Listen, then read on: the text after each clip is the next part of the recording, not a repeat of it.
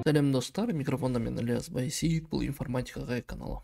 Бүгінгі біздің қарастыратын соңғы тақырыбымыз, даже тақырыпта емес, соңғы практикалық жұмысымыз бізде 3-9 практикалық жұмысы 6 сынып осымен бітеді. Бірінші тапсырма бізде өте оңай. Раунд деген, раундты мән есептеде бәрін барлығын принтқа саласыздар. Нәтижесі қандай болатынын көресіздер. Екінші тапсырмада сондай. Үшінші тапсырмада сондай, төртте сондай, и бесте олы қызық есеп. Баскетбол ойыны 4 кезеңнен тұрады, 4 периодтан тұрады. Әр кезеңдегі командалар бізде жинаған ұпайларымен жеке-жеке қатарларға берілген дейді. 15, 12, 25, 19, екінші команда 7, 18, 33, 15 болған екен. Сөйтіп сомен не істеген? Ойынның соңында кім ұтты соны шығару керек, счетты шығару керек деген. Бұл бізде өте қызық есеп деп айтуға болады. Так. Бізде сонда былай болады. x1, y1 тең болады map int input .split. Бұл бізде бірінші период, мына екінші период, үшінші, төртінші. Енді бетейік, осы жерге есепті более әдемілік қылу үшін былай жасайық. Бізге не жазатқанымыз көрінсін. Мына жерге айтайықта бірінші четверть дейді. Четверть. Баскетболдарда негізінде четверть деп аталады. Футболда тайм, ал хоккейде период деп аталады. Мынау бізде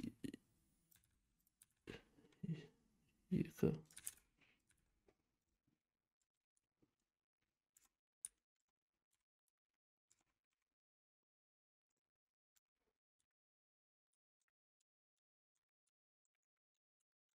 Y тең болады. Y1 қосылған Y2 қосылған Y3 қосылған Y4-ге. И print болады. X, Y арасы не болады? Осы нүкте. Болды, осында қарапайым есеп. Так, кеттік.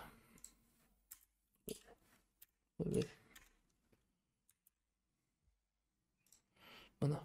Так, мынаны қота салайын. Так, что-то.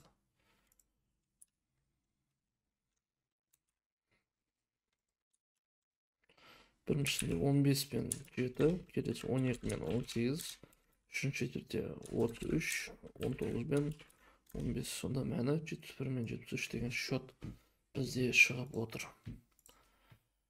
Келесі есепті қараймыз. Келесі есеп тура алдындағы 3-8-дегі есеп артқа 10-ға дегендерді принтпен қағазбен шығаратын боласыздар.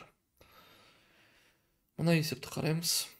Құны KPN теңгелік монеталар бар. S теңгені ең аз санмен қалай төлеуге болады дейді. Тура алдындағы шығарылған есеп. Бірақ та ол кезде 110-55 теңге беріп қойса, бұл жерде олардың құнын 3 монетаның құны, бірақ оны белмейміз қандай екен. 15 бір, кейде 115, когда как болады екен. Значит, бізге S барлығын бірге SKPN болады екен. Яғни барлығын еще маппен енгізген. Так, SKPN.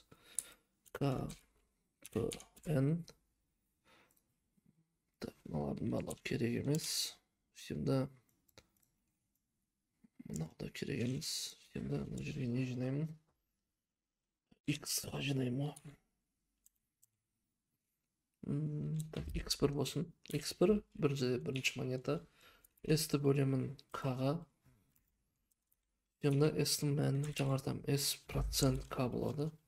Бірінші K монеталарды құрып болам. Енді X2 тең болады. Уже S бөлінген P-ға болады. Енді S-тің мәні қайтадан жаңарады. S процент P болады. И X3 тең болады. S бүтін бөлінген N-ға болады. Енді X тең болады. X1 қосылған, X2 қосылған, X3 болады. Print X болады. Так, бізде 217, 15 бір.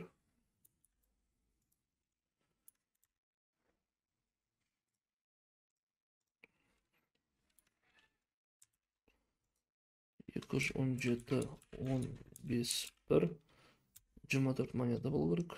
Келесі есепте бізде шығу керек 345 115 8 монета. Осылайша қарапайым түрде шығады.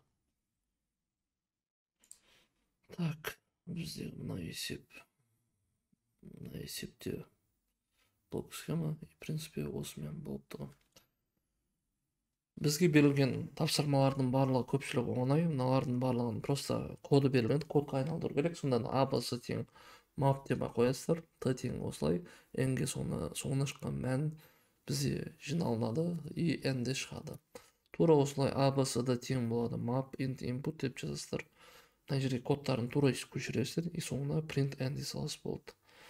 Мына жерге осыған қарап кодты құрасыздар өздеріңіз. Мына жерде турасында осыған қарап кодты құру керек. Бұның барлығы шығармашылық тапсырмалар болып келеді. Назарларыңызға рахмет, сау болыңыздар, келесі кездескенше.